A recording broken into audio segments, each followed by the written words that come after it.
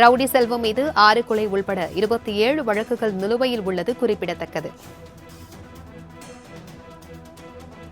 இதுகுறித்தான கூடுதல் விவரங்களுடன் இணைகிறார் எமது செய்தியாளர் மணிகண்டன். மணிகண்டன், வணக்கம். ரவுடியை தற்பொழுது போலீசார் சுட்டு பிடித்திருக்கிறார்கள். இது குறித்தான விவரம். வணக்கம் பிரபாவதி. அதாவது கன்னியாகுமரி மாவட்டம் சுசீந்திரம் காவல் நிலையத்து எல்லைக்குட்பட்ட தேரூர் பகுதியில் பிரபல ரவுடி தலைமறைவாக இருந்தார். அவரை இன்று தேடி சென்ற போலீசாரை ரவுடி வெட்ட முயன்றதால் போலீசார் பாதுகாப்பு கருதி ரவுடியை சுட்டு பிடித்துள்ளனர். இதனால் பரபரப்பு ஏற்பட்டுள்ளது. அதாவது தூத்துக்குடி மாவட்டம் பகுதியை சேர்ந்தவர் செல்வம். இவர் மீது 6 கொலை வழக்குகள், 1 இரட்டை கொலை வழக்கு உட்பட 27 வழக்குகள் நிலுவையில் உள்ளன. இவர் போலீசில் சிக்காமல் இருப்பதற்காக தலைமறைவாக இருந்து வந்தார். மேலும் இன்று தேரூர் பகுதியில் பதுங்கி இருப்பதாக கிடைத்த தகவலின் பேரில் சுசீந்திரம் காவல் நிலைய சப் இன்ஸ்பெக்டர் நிதின் செல்வராஜ் மற்றும் போலீசார் அவரை பிடிக்க முயன்றனர். அப்போது செல்வம் அறிவாளால் அவரை வெட்டதாக கூறப்படுகிறது. இதனைத் தொடர்ந்து செல்வத்தை போலீசார் துப்பாக்கியால் சுட்டு பிடித்தனர்.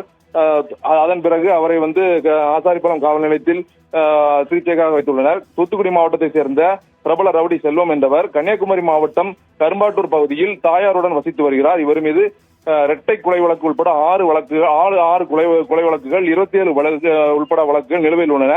இவரை போலீசார் தேடி வந்த நிலையில் தலைமறைவாக இருந்து வந்தார்.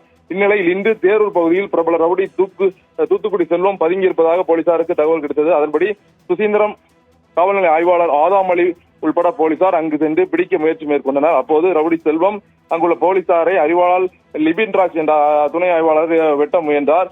லிபின் பால்ராஜ் என்ற போலீசார் அறிவாளர் வெட்ட முயன்றார். அப்போது பரபரப்பு ஏற்பட்டது. உடனடியாக போலீசார் பாதுகாப்பு கருதி சுசீந்திரம் ஆய்வாளர் ஆதாம் அலி அவர்கள் துப்பாக்கியால் ரவுடி செல்வத்தை முழங்காலில் சுட்டு பிடித்தார். பின்னர் அங்கு தப்ப முடியாமல் துடிதுடித்த ரவுடியை போலீசார் பிடித்து ஆசாரிப்பள்ளம் அரசு மருத்துவக் கல்லூரி மருத்துவமனையில் சிகிச்சைக்காக அனுமதித்தனர். அங்கு அவருக்கு குண்டுகள் அகற்றப்பட்டு பின்னர் மேல் சிகிச்சைக்காக